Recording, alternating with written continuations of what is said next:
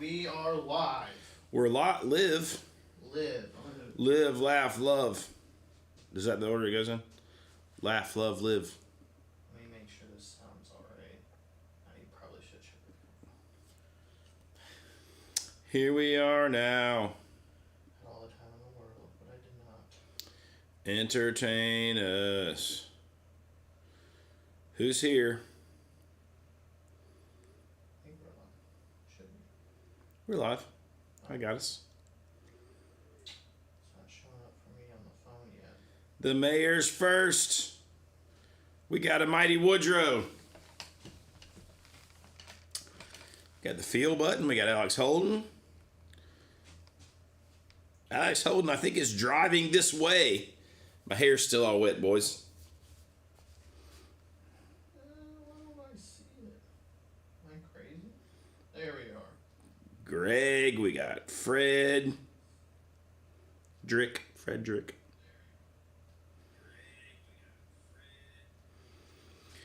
We got no Sean today. He's off honeymooning with his lovely bride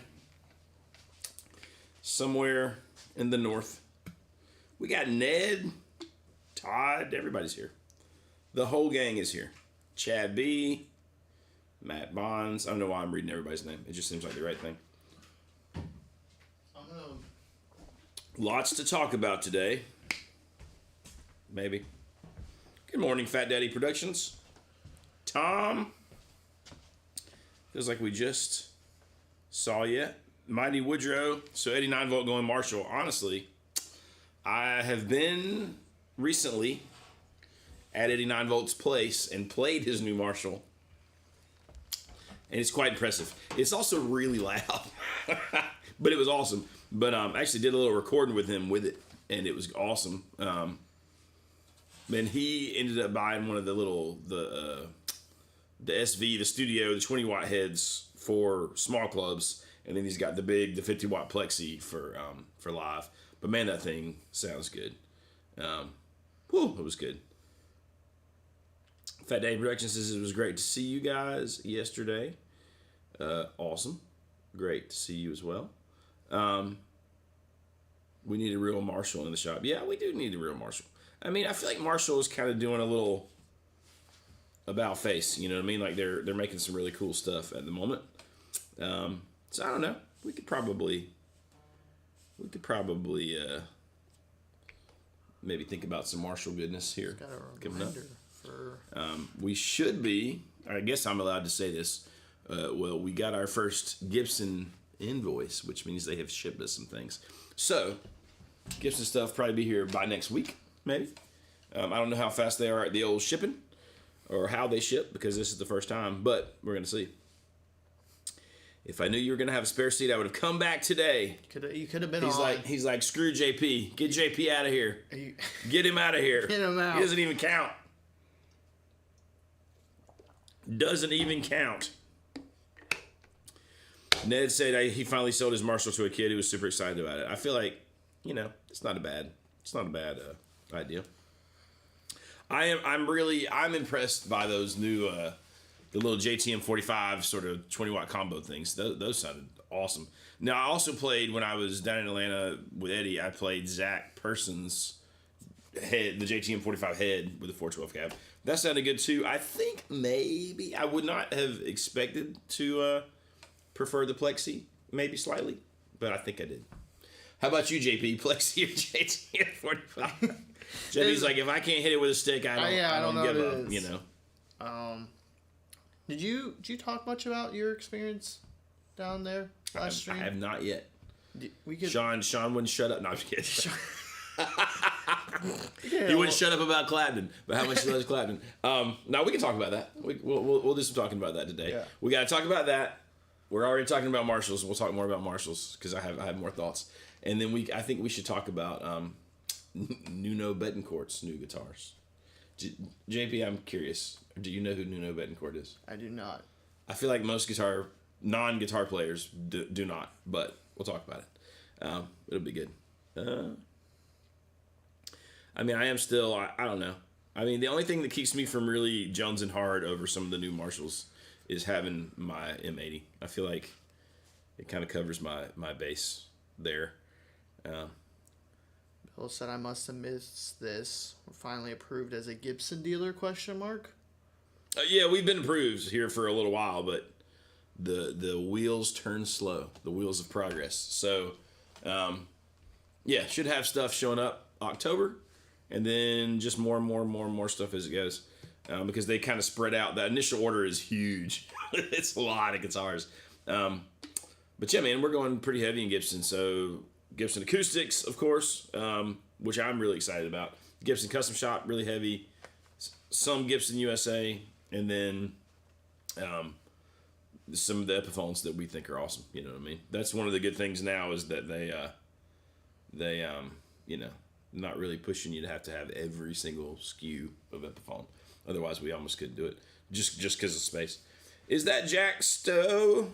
Jack, man, I've been meaning to message you for days. Elijah got your the stuff you sent him, and he was over the moon. And then I think they took pictures, and Christy was going to send it to you. I didn't think she thought I was going to send it to you, but anyways, thank you, because he was super pumped. Have you discovered Castle Rat? What's a Castle Rat? I think it was one of the bands they had mentioned last time. All right. I did not do my homework. I myself have been a little busy, unfortunately. Dude, I feel like we've been so busy. Like, we've had Sean obviously got married, had his honeymoon this week. Before that, went to Atlanta. Me and Baxter both went to Atlanta, hung out with Eddie. Then I had road gigs, and then didn't get back till the next Tuesday. Then we've got this show called Moco Rising at the Sunrise, which is like all these artists. The headliner is the guy who lives in town. His name's Craig Fuller. He started Pure Prairie League, and then he was in Little Feat, and he wrote the song Amy. And but I'm the band director for the house band for that whole show. So it's like that guy and his son. Baxter's playing. A guy named Elijah McCormick, who's local, who was on American Idol, and then this sort of rising country starlet, Julia Golden. But so like having crazy rehearsals for that final like rehearsal thing at the Sunrise Theater today. I think we're having some visitors from across the pond today or tomorrow maybe. I got another road gig tomorrow, so I'm back in Cartersville, Georgia tomorrow through Sunday. It's just been been a lot of moving. Did not know that. I know it's true. I'm sorry. No, I'm sorry. I don't know why people keep calling me to let me play guitar for them. It's probably a bad decision on their parts, but they keep doing it, and I keep taking their money. There you go. I just got a call yesterday from a friend of mine named Alan. We're going to use his full name, Alan Craig Miller, because he's been before. Well, he's had all sorts of names as far as like his country station name, but he's one of the first gigs, like actual gigs I ever got in Nashville, and I've played for him on and off forever. And then even after I moved back to North Carolina, I played for him for like a year, and then he kind of took a break. But he's getting the boys back together, so I'm flying to Indiana in November. Oh, wow. To do some shows with him, which would be really fun. But he's awesome. Alan Craig Miller. You can probably find it from Alan. It's either going to be Alan Craig or ACM Music. But you should check out his stuff. It's kind of fun. If you like country kind of rock stuff at all. Mayor McChee says you're on a middle name basis with a lot of folks. Listen, I don't know why the country folks all like to use their middle name for random things. My buddy Casey I used to play for used his middle name as well. Casey Edgar. Matthew says I got a 20-watt Plexi and a 212 cab on order when they come back in stock, and I can't wait for it to get here. I've had a DSL 40C for ages, and I'm really looking forward to grabbing that. I tell you what, the DSL 40s are cool, but I think you're gonna friggin' love the 20-watt Plexi. I mean, it's just really good. Somebody said, who said in here in the comments that Uncle Larry just had Gibson do an open back cabinet for him? Because I think that's a cool idea. Sometimes that closed back thing is cool for like punchiness, but I don't know. The M80 with the open back is pretty friggin-tastic. Okay, JP, I got a question. Yeah. And maybe you should know. You'll probably know the answer to this. Now, JP is in a band called Weymouth. Mm-hmm. My brain blank. No, My God, what is this name of this band? How would you describe your genre? It's on the heavier side. Right? I would throw us in like pop punk post hardcore. Pop punk plus hardcore. Now, do you guys, the guitar players, obviously, do they use amps on stage at all? Or are they using mostly modeler stuff? So Jose is using modeler, and then just running. What is he? It's not Helix. Is it Axe Effects? I think so. Okay. And then he just runs that through like. Or Quad Cortex. I think it's Axe Effects. Axe Effects, cool. And then he just runs that through a speaker, like. So he's got this cab on stage that goes through, and then it's also going to front. Oh, it's not even a cab. It's like. Oh, like a speaker. So he uses that for like his monitoring. Yeah, well, yeah, and then he'll do like feedback stuff with that. Yeah, cool. And then Dustin's running orange, so he's got an orange cab and head. I think it's the Rucker Verb. Yes. Awesome. We know these things. I was just curious. Like, because you guys, like. Before the modeling, definitely would have been like the Marshall and the closed back cab, or like the orange and the closed back cab. So I was just curious if you were doing that, or if you were doing. And then I think Falba was running just a Fender Rumble.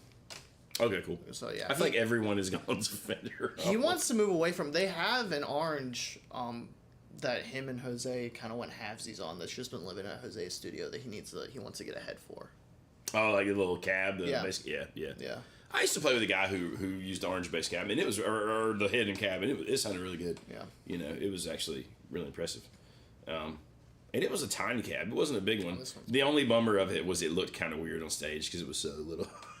It was like compact. This one is pretty. I don't know why he wants to switch off the Fender Rumble from a load-in perspective, because that one's a beast to lug around. The orange cab that he's got. Oh yeah. I mean, I don't know. It does look neat, right, when you got big cabs, but it's tricky. Like stage volume is tricky, right? Like, it's just tricky. That's part of my like.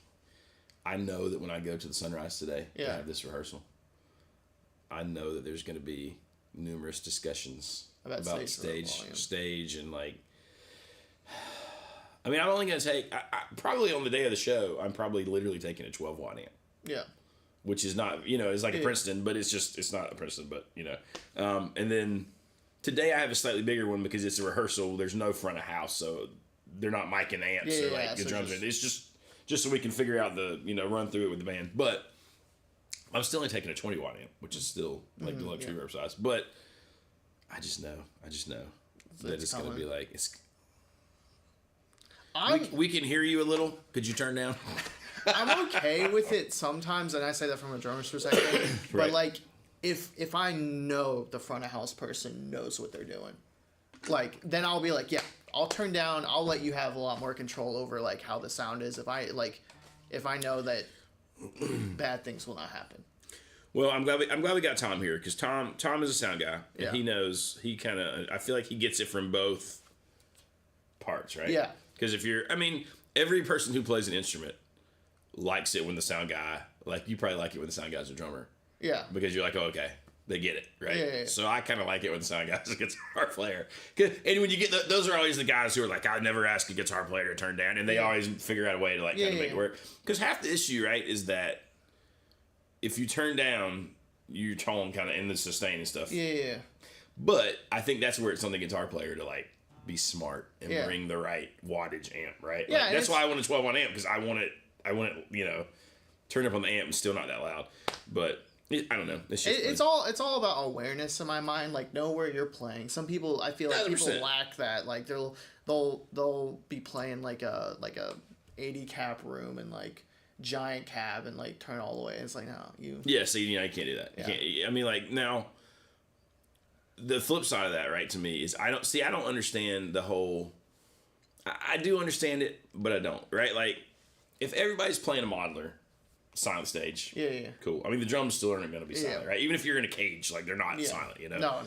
But I don't understand. There's actually a good article. It might have been in like Guitar Player, Premier Guitar the other day. It's talking about like more like the sound reinforcement, where like if you're not in a giant place, like if you're in a mid to small size club, that it's okay for it to be some sound reinforcement. Yeah. They're like, as long as you're not so loud that you're like killing everybody. Yeah. Or like making the stage unbearable, right? Yeah. They're like it's fine if like some percentage of the sound comes from the stage. Yeah. And that's just what I enjoy, and like some of those times we are playing the smaller venues, I'm like, why are we even miking up anything? That's exactly right. Like, there's so many times where it's like kick drum, right? And then like vocals. Yeah. Let it go. Yeah. And the kick drum is just for the presence in the room. You know what I mean? Like, because like it's not even like it needs to be louder. And sometimes in the PA, it just needs to. Yeah.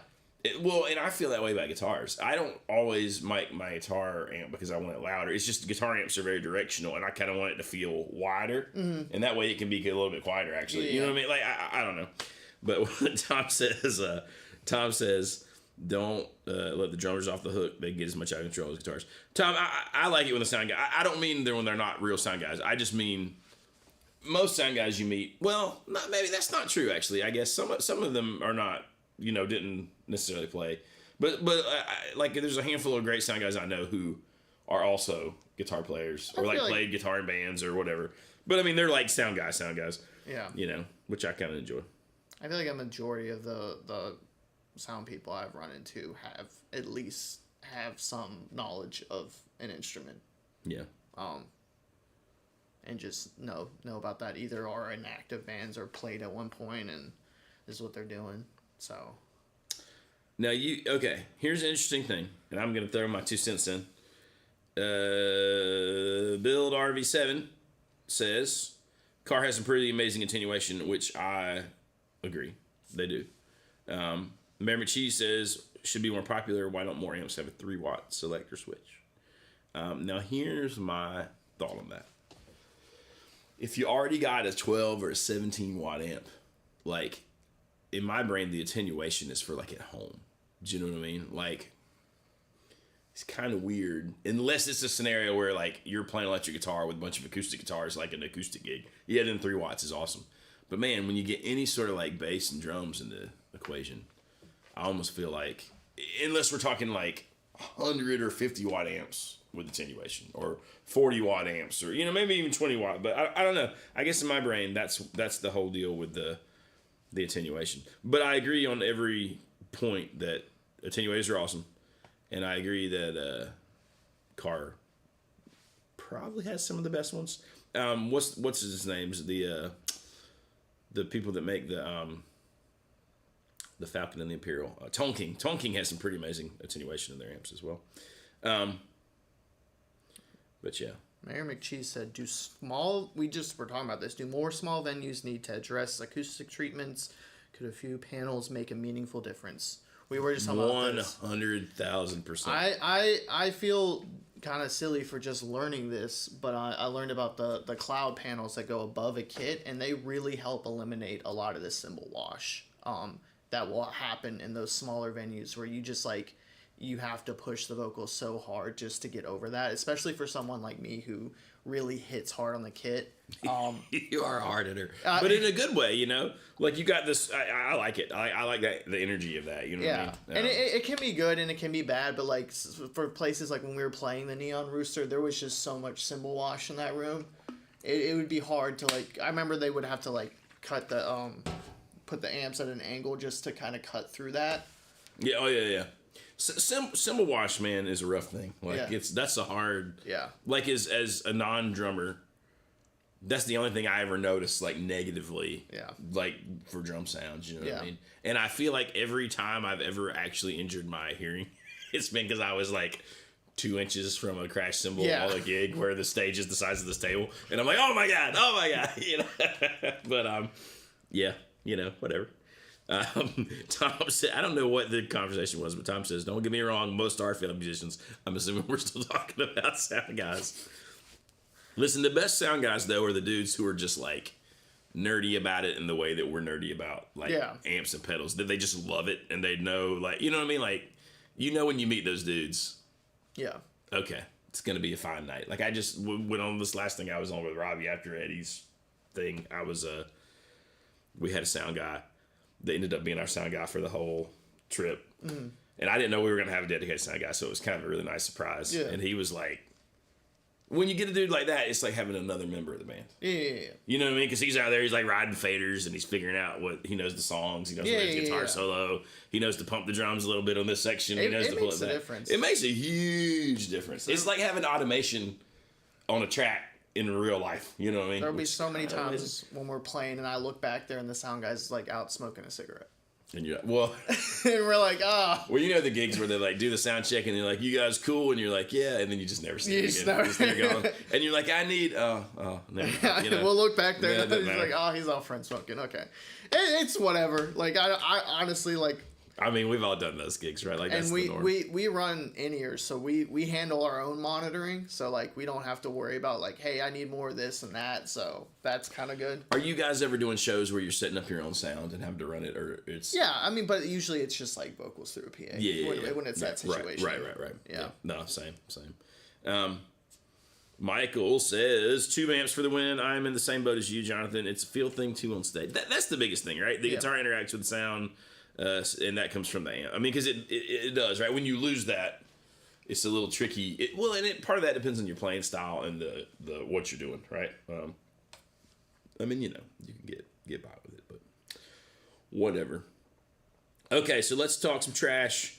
How's everyone feel about the Nuno? I just saw that Nuno Betancourt has released his guitars, and I have some thoughts, even though honestly I don't know that much about it yet. So I probably shouldn't talk about it, but I'm going to anyway because it's a live stream. But it looks kind of like they're just like his Washburn signature models that he just kind of put, on. I'm interested if anybody's looked up, if anybody's seen it. I know Mayer has. Like, where are they made? I'll learn alongside. How do you spell the name? Nuno, Nuno. His last name is Betancourt. It should probably pop up. Yeah. And then he's just launched the guitars. I don't know if they're like available to buy yet or what.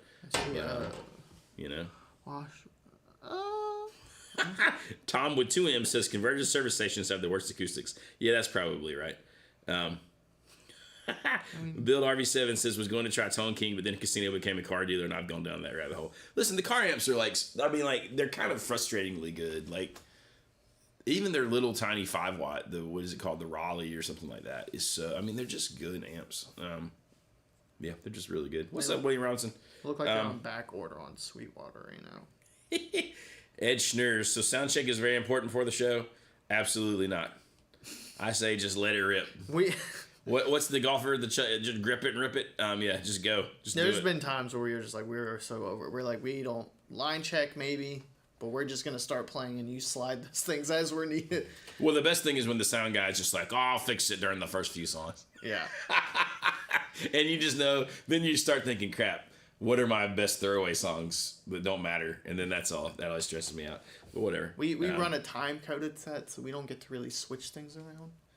Listen, here is a great comment. Andrew Chavez says the best sound guys are the ones that let the band be the band for their sound. That there is something to. Well, that's almost the conversation about like a great sound guy and a great producer, right? Yeah. Totally different, but the same. In their own respective universes, right? Like, yeah, I enjoy that a lot when the sound guy kind of understands like what you are and then makes that better. And I think that's where you're kind of hitting on having like a dedicated front of house person with you is very, and I mean that's why, the bigger bands on tour do that.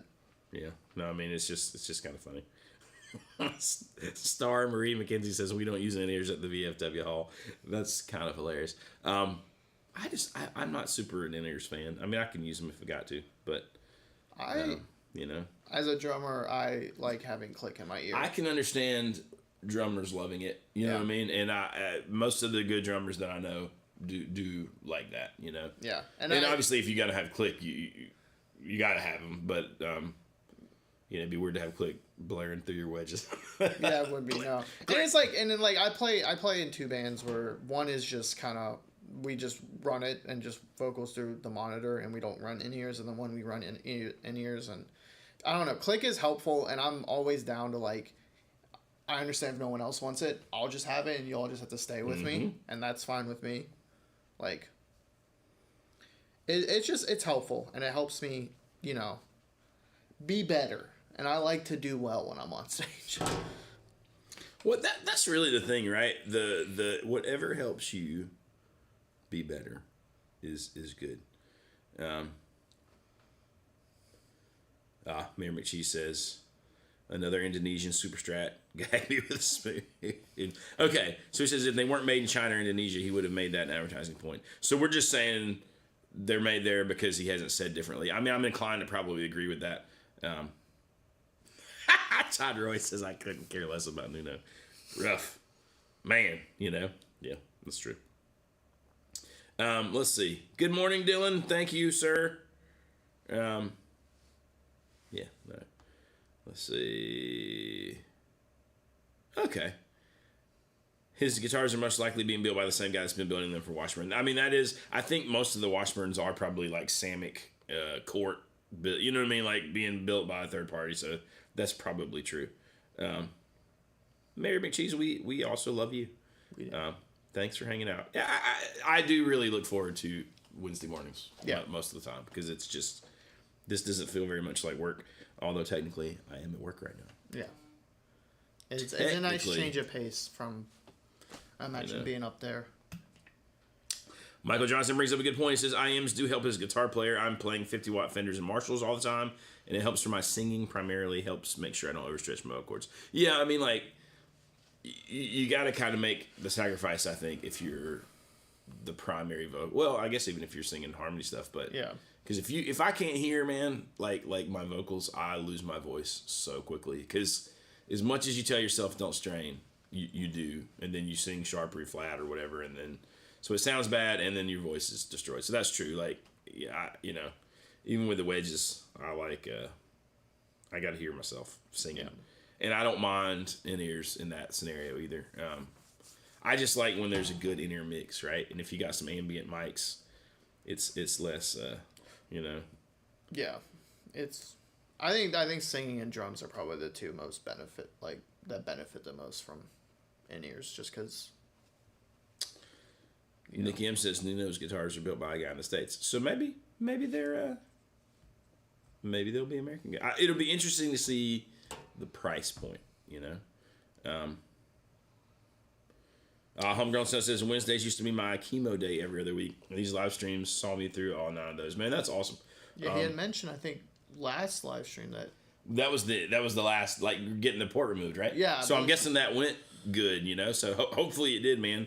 But no, it's been awesome following along with that with you and seeing it go so well. But yeah, it's good.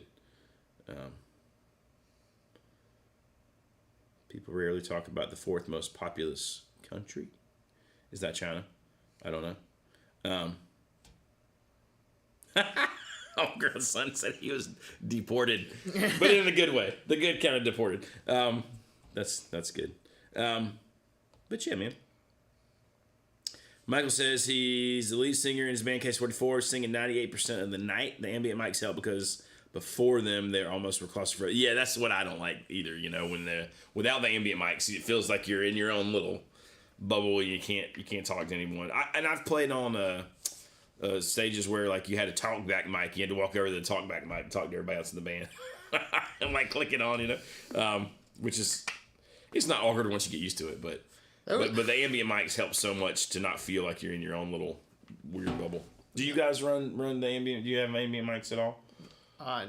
I don't. I mean, we just have the there's like bleed in the vocal mics. We had a talkback mic for 2 shows and it got taken away because none of us could use it seriously. Well, that's the problem, right? Yeah, you would say dumb shit. I would be playing and I would hear the most like atrocious shit from like Jose or something. And it's just like I'm trying because we all joke around a little too much. If you wanted to be done with any of us, all it would take was give us a talkback mic and then secretly record it and then release. Like, oh my God, can you believe what they said? Well, we weren't serious. We were just talking, to the drummer. But whatever.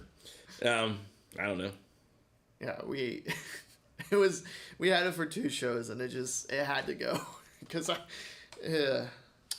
So, what in-ear for guitar do you use and recommend? Man, I had the good old. Sure, SE 215s or whatever they are forever, and I actually was gonna get no, I'm not gonna be able to think of the name. I'll think of it, but a buddy of mine was playing for a girl who was doing well in Nashville, and they got they got endorsed. Mm-hmm. And so he had his molded ones. But he could get like crazy discount, like 60 or 70%, off on all the like universal fits. And I can't, my brain is blank on what the name is. I'll think of it though. Yeah. But I was going to get the universal ones that were like ported. You could kind of hear, they're like $700 a pair. And I was going to get them for like a couple $100. And Hell yeah. he hemmed and hawed until he got, I don't remember if he got kicked out of the band or if they lost their endorsement. But anyways, I was like, darn it. And then I bought one of those. Everybody talks about them. They're the ones on Amazon for like $80 or $90. Mm-hmm. They actually sound really good. I think they sound better than the Sures. And I don't think I've tried them. I use those, and then I use the Sures I always carry as a backup if I need them. Mm-hmm. But I tell you what, man, like so usually if I'm with Robbie or probably this weekend, there will be in-ears. And I also have, usually there's wedges as a backup, but the stages are never loud, and I always have my little amp mic'd because I'm the old man Luddite dinosaur, who's not going direct like everybody else. And then I will inevitably pull them both out because I always hear the house sound, and I like to hear the whole band. Yeah. So I don't know. Even when I set them up and use them half the time, I pull them out. But you know what I mean? If the stage is crazy loud and I had to have them, or if I was singing, I never have them in a situation where like it's my band. It's just always wedges. But if I ever got used to it, I probably would. Yeah, West Tone. That's the ones that I was gonna buy, but then we didn't. West Tone Mach 40s are fantastic for it. Soundscapes in them are very neutral, so it's pretty smooth for guitar playing and keeps it clear for vocals. So see, there you go. Have you ever had a drunk fan suddenly appear on stage trying to join in? Yes. Many a time. It's probably one of the most irritating things. we had something happen, I think at Neville's. That was pretty crazy. Actually, like that, like somebody like up on stage. Yeah, it was a little. They were very gone.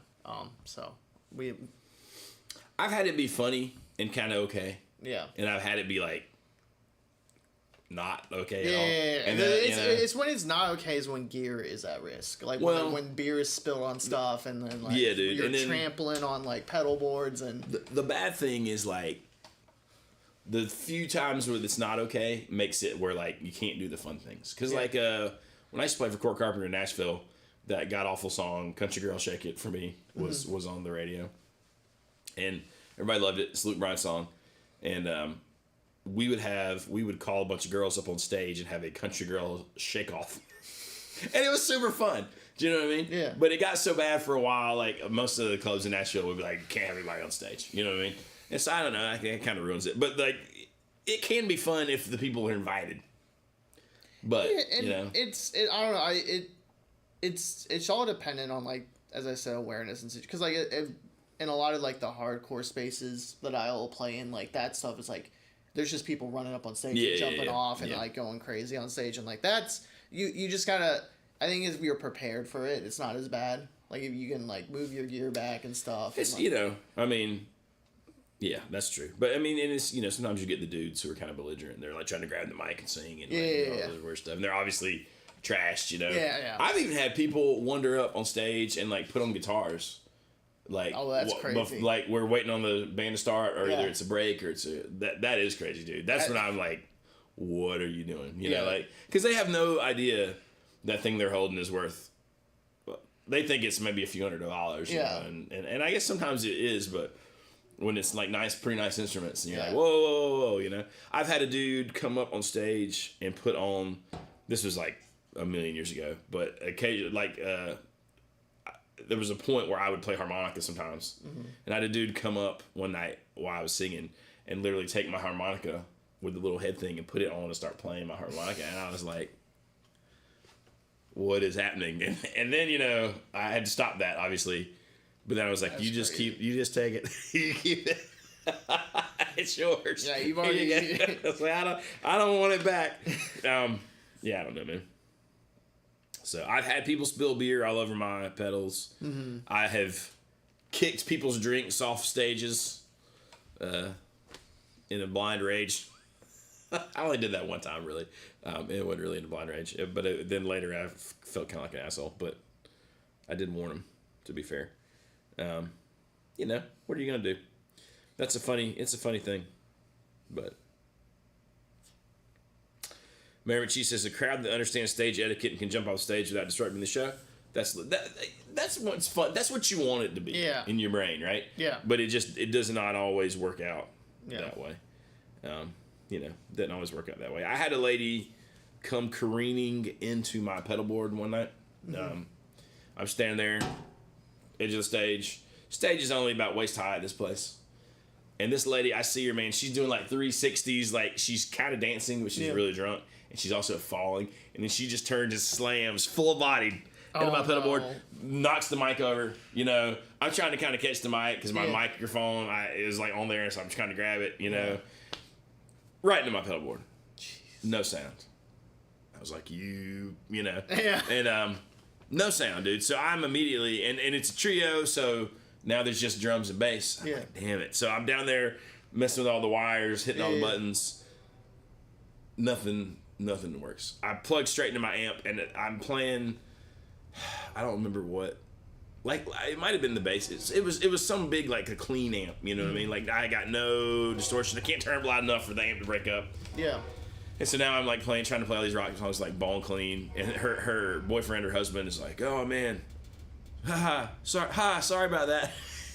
He's like, no big deal, right? And I'm like, it's kind of a big deal. I was like, you know, this is probably like $3,000 worth of pedals. And he's like, I was like, now I got to go through the whole thing and figure out what's you know. He's like, haha, and then you know, it's just it's so infuriating. All that ended up being, if you guys know, you know how wah pedals, if you step on them and they're on, step on them again and they're off, and there's that weird in between thing on the switch where all the sound just ceases. That's all it was. She fell on my wah pedal but didn't push it all the way down. So, but I didn't even think to like try that. You know what I mean? I was just trying all the patch. It's because there's so many like points of failure. Yeah, there's so many points of failure. I mean, it's just, man, good times. Tom says, "Don't ask me how many floor wedges I had to fix for beer and trees. I can only imagine. I can only that imagine." Horror story from last week about the wedge. Dude, there's just so many. Most of those things are funny in hindsight. When they are funny. Unless you really destroy like Yeah. Your guitar, your pedal board, or like, you know, monitors that are like crazy expensive. But, you know. Even when we've had stuff getting, like, it eventually, at certain point of time passes where it is, like, funny. There's a certain it's I think it's dependent on how much the thing costs. Like, how broken is how the length of time. Before you can be like, okay. That was kind of funny. Dude, I mean, yeah. There's we could probably talk all day about just people jumping on stage and doing dumb things, especially in Nashville, like downtown Nashville. No, I can't imagine. There was one of the crazy ones was this girl was Amish, and what's the thing where they get to go and just be crazy for a year or whatever, like Rum Springer or something they call it. Oh yeah. And those kids were insane. Like they were just like, let it all hang out. And when I say that, I mean quite literally. But I saw a bunch of them, like they'd jump on our subs at the second fiddle, or that's it. I mean, just wild. And you kind of would laugh at them because they weren't really hurting anything. Yeah. It was just making not a family show, if you know what I'm saying. Yeah. And they'd always get kicked out by security, and then they'd always be like the dudes, let them dance. Like, all right, but that whew. Homegrown Son says the guitar I gave Sean was damaged with some. Oh, that's cool, man. Put a drink on my stage, and I assume you want me to kick it off. That's what I'm talking about. Yeah. That's how it should be. Yeah, I've done that before because it's just, especially when you ask nicely, hey, please don't set this by my pedal board, and then they just keep doing it, and so you're like, well. Someone mentioned Knocked Loose in the chat. One of my favorite bands there. There you go. Last album was there you go. Yeah, no, he said they run wireless and everything, so. The thing I like the most about wireless is there's no cable for you to like wrap your feet up in and get tripped on. So sometimes I don't even care about wireless on giant stages. It's little tiny stages where everybody's You know what I mean? Your cable's like right there, and you end up with a 30-foot cable, and it's all coiled around your leg for no reason. You know what I mean? Wireless is awesome to me in that scenario. I saw a very good TikTok of a band that went to go play, and the venue never communicated. It was an over 21 venue, and they had a 19-year-old played the gig outside wirelessly. It was funny. They just had the door. You can see, like, it was like there were glass windows, and he's like looking through and like listening and just playing. And so they played the show like that. I don't remember the name of the band, but it was That's kind of amazing. Yeah. I would think latency would be a bitch on that. You know yeah, what I mean? Like no. I don't know. I don't know how long. Like if it was just for the little bit they recorded, like, and he hey guys, played like a little bit ahead. I mean, it's really funny. Yeah, but it was. I was like, that's funny. Well, at that point, if I were the venue, I'd be like, just come on in, man. Just come in. Come in. I think it's fine. That's kind of hilarious. Well, you know, it's like Buddy Guy, the blues guy, used to have a 100-foot cable, and he would start playing out the back door of the venue.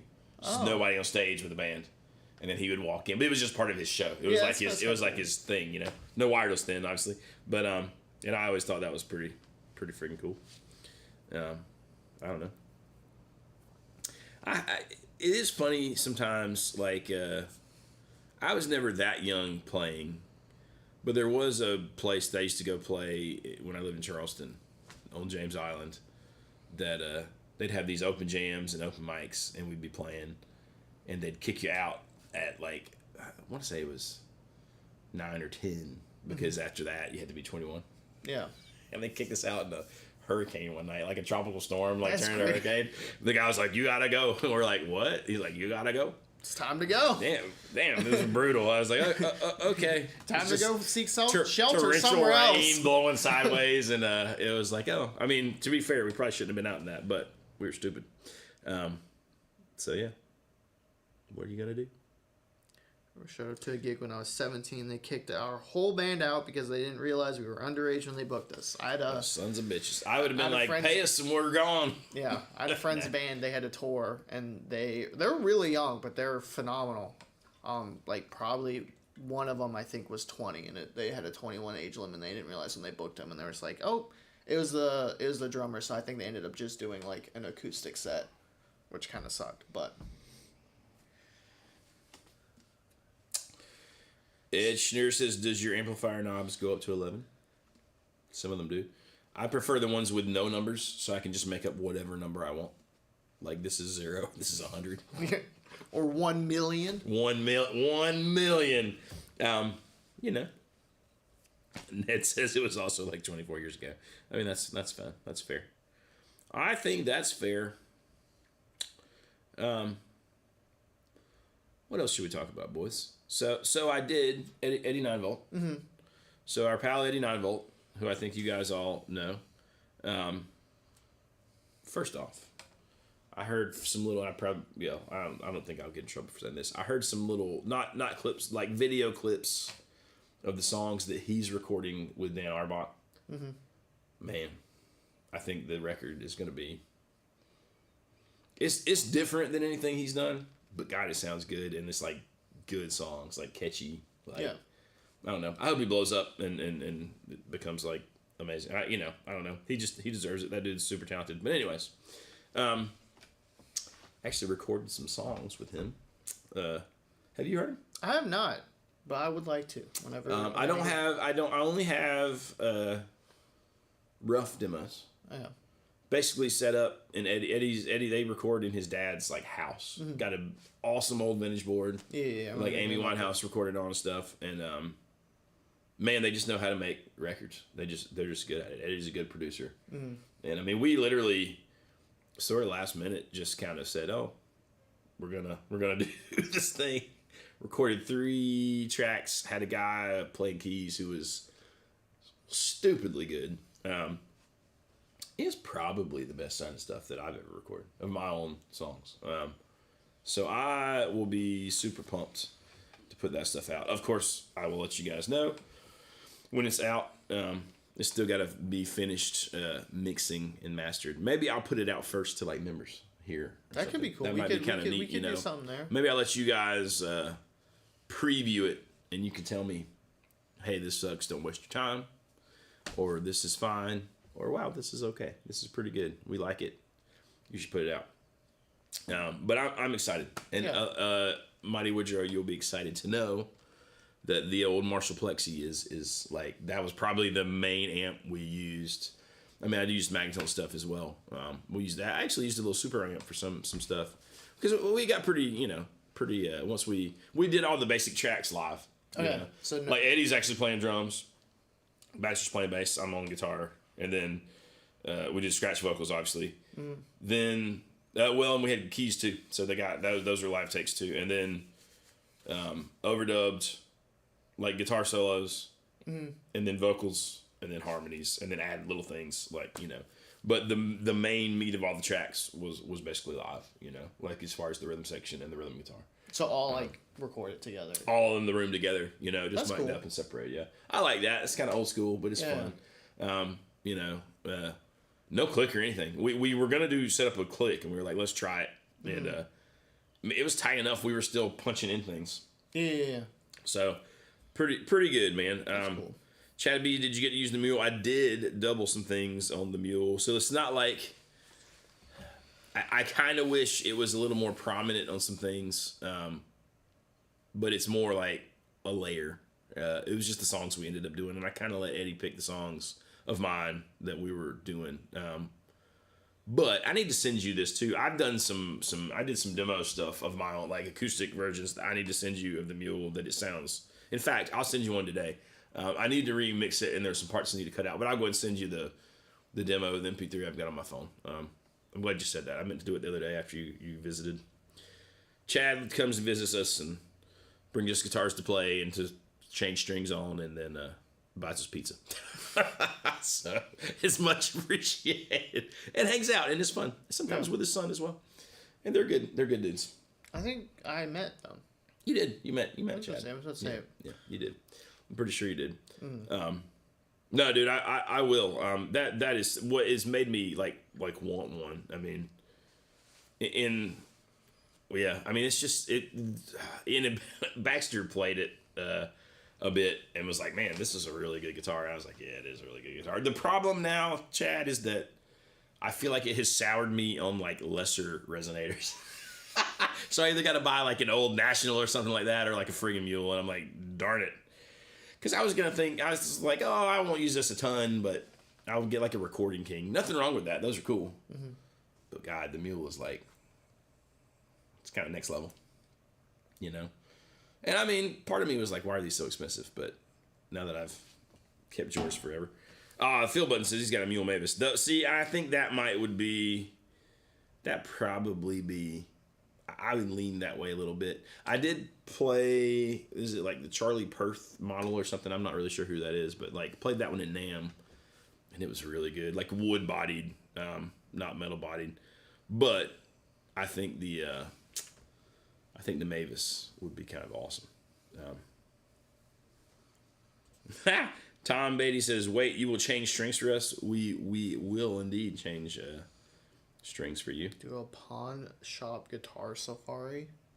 That's actually kind of a good idea. That'd be fun. Just take the camera and walk around and just until I find the right resonator. Sadly, I'm still trying to have a house. So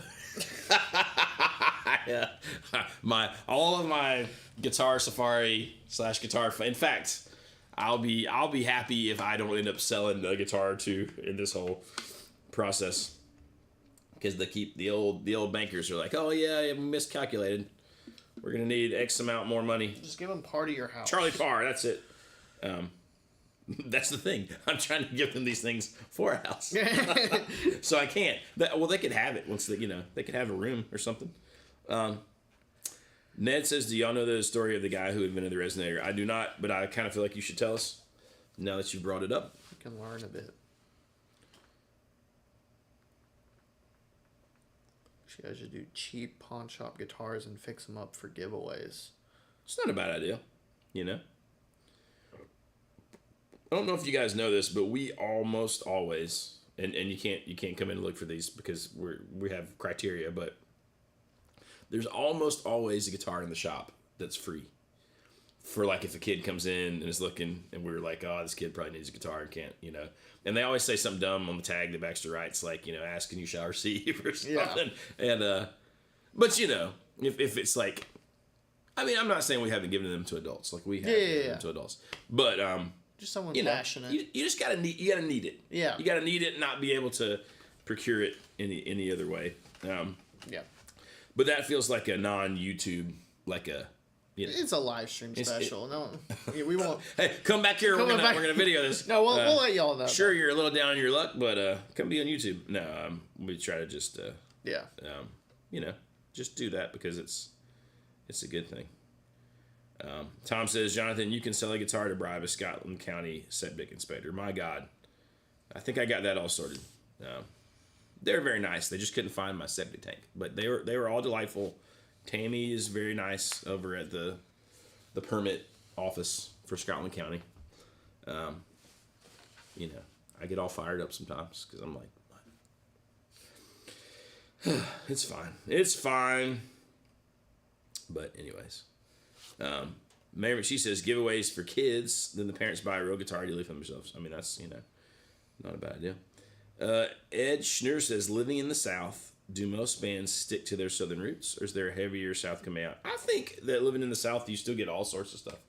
It's not like everybody here is playing, Appalachian music or like, country or even Southern rock. I mean, I think there's a ton of like indie rock and like the hardcore and post-punk. There's a lot. There's a lot of that stuff. Even like hip hop and rap too. Yeah. Down in this area. It's yeah, no, there really is. It's all over the place. I think that's the cool thing about as far as much as all shit on streaming and all that and the internet, but it's let people kind of hear new stuff and make cool stuff, not based strictly on geographic location. It's true. Todd Roy says Gretsch have some cool and affordable. They really do. That was another one I was really looking at. There's like the Honey Dippers and the Bobcats and stuff are actually really good guitars. Bill RV7 says, we were talking to Baxter last December when the kid got one, meaning one of the guitars we have in the shop. He says, I don't know who was more excited, him or us. And, to be fair, most of those guitars, well, not all of them. Some of them we buy for cheap, but a lot of them people come in and just say, hey, like, will you guys find somebody, a kid or something to give this to? And we're like, heck yeah, like a student or something. But that's really a fun way to do it. The Mighty Woodrow says the heavy scene is totally thriving. So there you go. Master-built Stearns Gretches are monsters. Dude, all the Master-built Gretches are pretty amazing, to be fair. Yeah, can't beat them. Can't really beat them, honestly. I would love to have one of those one day. One of these days, JP, when we become famous. It could happen. It could happen, boys. The Carter family or Molly Hatchin only. That's kind of hilarious. That would be really funny if that was everything in the South was that. There is the whole Appalachian thing is big right now. Yeah. But you got to have some tattoos, and then be like, oh, back to my Appalachian roots. But I like a lot of that stuff. Yeah, it's pretty good. We've played with some cool bands over in Asheville area and stuff like that. It's always cool. There was one that was like one of my favorites. Are called Convalescent. It's a very like emo take on like Appalachian music. Yeah. Well, see, I feel like that's cool because it's they're all, well, not all, but a lot of them are mixing stuff like that with really traditional Appalachian like rootsy stuff, and it's that makes for some interesting music, and there's some really good songwriters in doing that stuff. I think just really good lyrics, really kind of witty songs. It says you guys are famous. That's right. We're just waiting for the fortune part. The fame and fortune. We've got a little bit of the fame.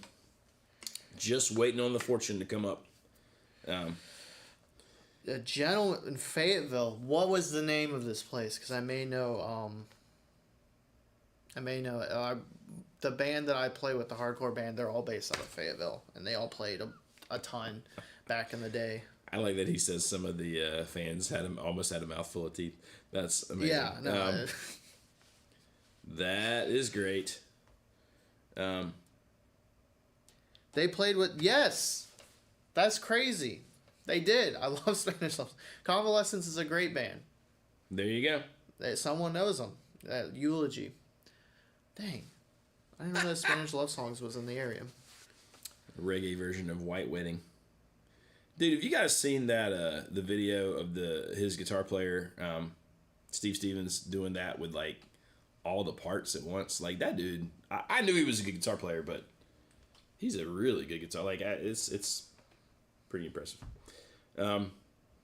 Sadly, just giving you the 5-minute warning. Yeah. Since it's only me and JP, one of us has got to go open the shop. And I won't leave JP here to do the live stream on his own. So scary. We'll probably cut it today around 11ish. Yeah. Which is fine. But yeah, so we got 6-7 minutes out there, and I'll run over and let the folks in the shop. I like what you're saying, Ned. That's right. Is it cupcake break time? We do have the cupcake shop next door. Every time I walk past, there's I don't know what the special is they have on that sign, but every time I'm like, man, I should. It's always good. I know. Is a cheesecake something? Oh God. I don't remember what it is. Well, as good as their cupcakes are really good. The brownies are really, really good. I don't think I've had the brownies. And sometimes they make stuffed brownies, and it's too much, but it's so good.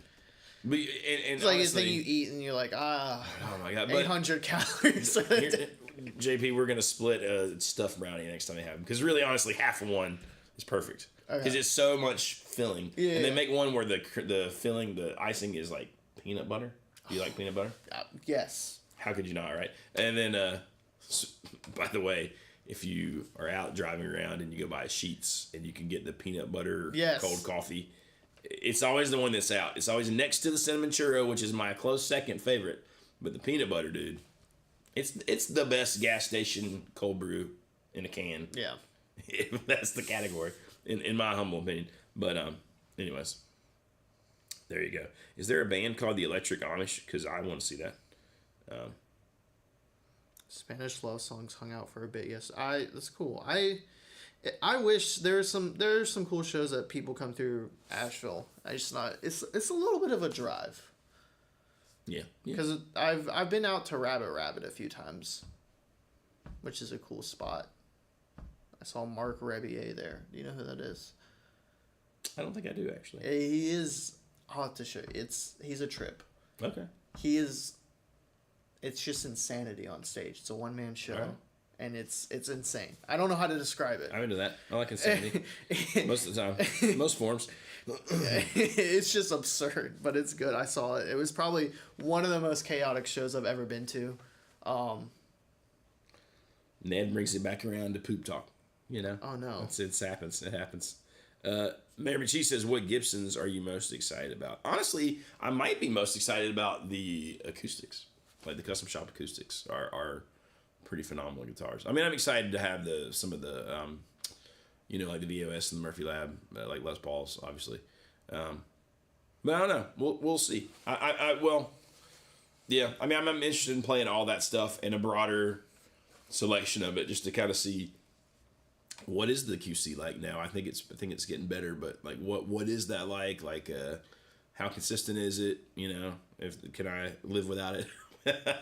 I mean, hopefully, but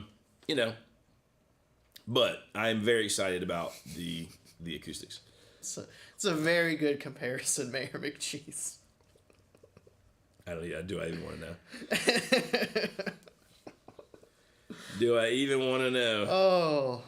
Oh, that's hilarious. Okay, that's good. Everybody needs a good nose beer now and then. Clean you out. Clean you right out. But yeah, I think I'm excited for the Gibsons of the fact that as someone who doesn't not too well versed in the guitar world, it's been very cool to sit down and film the demos and stuff and then edit them and be like, man, finding which guitars I kind of like. The American Ultra Lux, I really did like the sound of that one. But they do sound different, right? Yeah, they do. You know, it's funny. It's hard to capture it sometimes. Like sometimes in the room, the difference is way more pronounced than even what you hear, right? Yeah, because some of that is us, how we capture it. But yeah, it's kind of fun. I enjoy that part too. Yeah. Good fun. It's all in good fun. But anyways, we love you all. We'll be back to normal next week. Sean will be back. I'll be back. Everybody, I mean, I'm here now, but I'll have left and come back again. JP and Baxter. Well, Baxter will be doing his teaching thing on Wednesday mornings that he always does. I mean, normal's obviously an odd term. But anyways, we love you all. Thanks for hanging out with us, man. Hit like, hit subscribe. Don't forget to click the old bell. If you were around October the 11th in the area and you want to hear Baxter play his own little set of stuff with me and Sean backing him up, get your tickets. And, we'll see you next time.